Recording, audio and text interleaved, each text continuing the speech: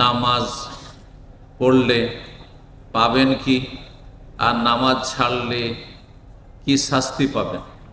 নামাজ পড়লে, সালাত আদায় করলে কি সওয়াব রয়েছে, মহাপুরস্কার রয়েছে দুনিয়া আখেরাতে, সম্মানিত হবেন আল্লাহ রাব্বুল আলামিনের পক্ষ থেকে, বহুমুখী বালা মুসিবত থেকে বেঁচে থাকবেন।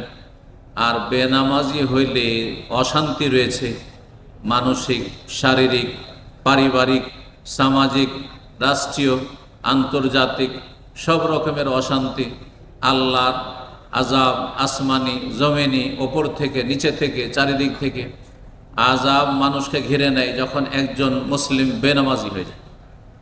নামাজ না পড়লে তার ভয়াবহতা, এই নিয়ে অল্প সময় আপনাদের সামনে দু চারটি কথা বলার চেষ্টা করব। যদিও এই বিষয়গুলির ওপর আমাদের বিষয়ভিত্তিক বিস্তারিত আলোচনা রয়েছে, দলিল ভিত্তিক আলোচনা রয়েছে। আর যে